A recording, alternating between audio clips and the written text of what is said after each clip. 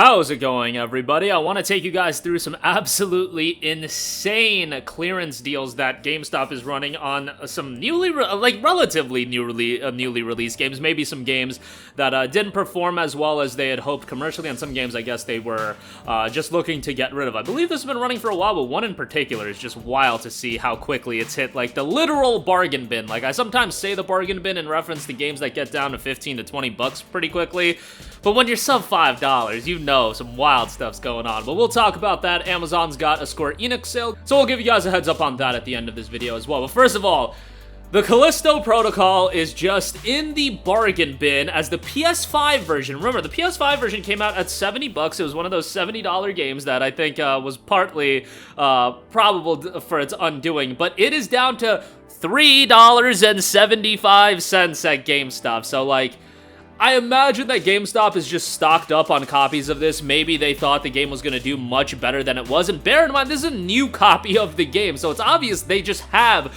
a ton of copies of the Kalisto Protocol, and they're just trying to unload them. That's what I would assume to be the case, but $3.75 seems insane for a game that just came out in December of last year. Like, yeah, time goes by pretty quickly these days, but it's only, what, 11 months old? That's not that old at all. And, yeah, for it to be down to $3.75, I get that it is a PlayStation Plus Essential title this month, but still, for $3.75, that's absolutely nuts. You guys already know my thoughts on the Kalisto Protocol if you've been watching this channel. I thought there were elements of this game that were just fantastic. I thought the atmosphere was great. I thought the visuals were great. I thought the tense nature of it and the tense tone to the game, I thought they did a lot of elements right, especially elements that are crucial to the success of a horror game.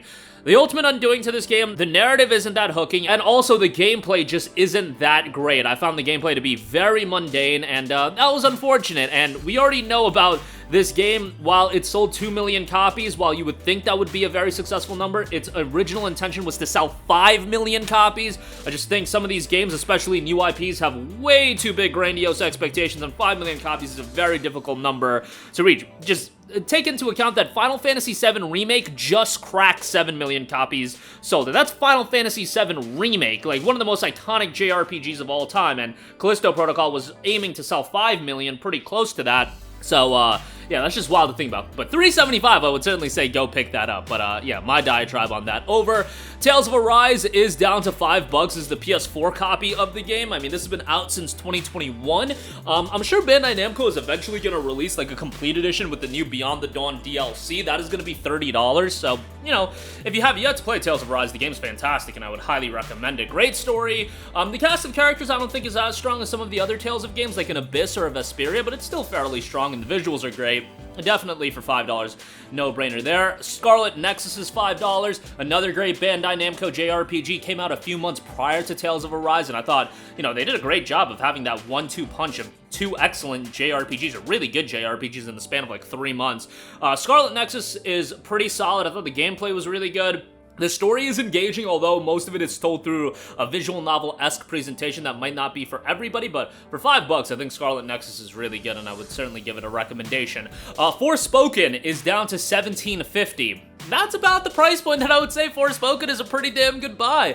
Like, Forspoken obviously has a lot of shortcomings. I thought the story was terrible. I thought the main characters in Frey and Cuff were so unlikable, but the gameplay in this game is super flashy and vibrant. Maybe it's a little bit simplistic, but you've got depth with the different magical abilities and whatnot, and yeah, I think the parkour traversal is really well done. Visually, there are times the game looks excellent, and then other times where you look at the character models and it legitimately looks like a PS3 game, but yeah, for $17.50, I think it's a pretty good deal, and that's about the price I would pay for it. Another game that initial $70 price tag was just a little wild. Deathloop is down to $10. I believe this just got pulled from PlayStation Plus Extras, so not a bad time to check out Arcane's Deathloop.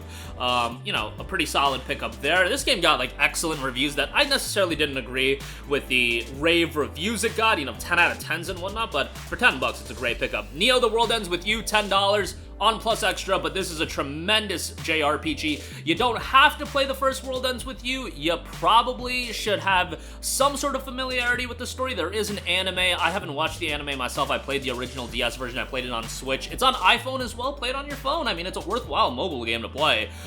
It's really good, and Neo: The World Ends With You, obviously a little bit bigger budget. Soundtrack is once again excellent. Breaking Free, I think is the song, is like one of the goated JRPG songs, so $10 for this is quite good. Lengthy game as well. Dying Light 2 Stay Human Deluxe Edition is $20. Dying Light 2 was a game that, you know, I enjoyed. I definitely didn't think it was as good as Dying Light 1, but I still thought it was a fairly solid game. And, you know, the story starts off really solid in the first half, and then the second half, I thought, it's a little bit underwhelming, but I still think the parkour gameplay in this is great. The exploration is great. Combat is a little bit of a drop-off from Dying Light 1, which is a little bit of a bummer, but what can you do? Soul Hackers 2 Launch Edition.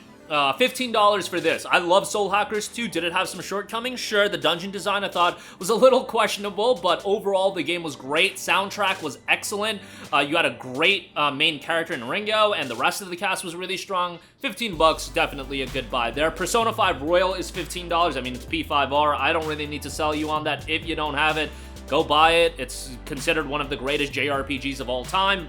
Stranger of Paradise Final Fantasy Origin is down to $5. Yeah, this is a Souls-like Final Fantasy title, quote-unquote Final Fantasy title. The story is comically bad until the end. The ending is executed so well, which, you know, that's kind of rare in a video game, but yeah, the story's comical, and but the gameplay is good, soundtrack is good. $5 definitely would say that's a good buy. And then we do have Valkyrie Elysium, which is down to $10. Now, this is a game that was a pretty solid action RPG. However, $60 was too much. The visuals weren't that great, but for $10, it's the solid action RPG. Now, a couple of these titles are only available for pickup, but I believe the only two that are like that is Stranger of Paradise and Valkyrie Elysium. So the rest, you just buy them and have it shipped to you. You do have to crack $79 for free shipping, so that's kind of whack, but otherwise, those deals are kind of insane, and I would recommend it.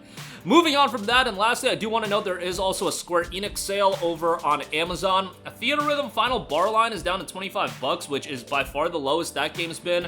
That came out back in February, so really good price on that if you want a music rhythm Final Fantasy title.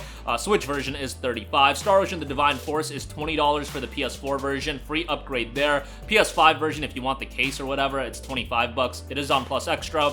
Octopath Traveler 2 is down to $30. That's a great pickup. Definitely would recommend that if you're into turn-based JRPGs. Crisis Core Final Fantasy VII Reunion is down to $25. That is the cheapest we've seen that game for. It's really good. Obviously, it's an upgraded release of a PSP game, and it is upgraded, but it's not like a full-on remake or anything like that. So keep that in mind when you go into it. But given we are coming up on Final Fantasy VII Rebirth, I think it would be a really good idea to experience the story of Zack Fair, given that, you know, Zack's got a little bit of a part in Final Fantasy VII Rebirth. He's on the cover of the game, so it shouldn't be spoilers anymore, alright? Like, that should not be spoilers, but you should still go through the story of Crisis Core FF7 Reunion and, you know, experience the entire story of Zack. And the game's relatively short. You can complete the main story in, like, 13 to 15 hours. It's not lengthy whatsoever, so jump on that as soon as possible. Kingdom Hearts all-in-one package, which includes 1.5, 2.5, 2.8, and Kingdom Hearts 3 is $35. They jacked up the price of this on the PlayStation Store, so buying it physically is your best bet. Dio Field Chronicle is $20 on PS5. That's a pretty good deal for Dio Field Chronicle, a game that I think I like a lot more than a lot of other people. Is it, like, excellent? No, not by any stretch of the imagination, but is it fairly decent? Yeah, I thought so. And for somebody like me that sucks at tactics RPGs, I liked how easy it was, and I thought the story was pretty good, character design was good, and soundtrack was really good as well, which goes without saying with the Square Enix JRPG. But that is going to do it for me. Again, some insane offers right now. Links to everything will be in the description box below, as always. That's going to do it for me. Sound off with all of your thoughts in the comments section down below. Thank you for watching, and goodbye.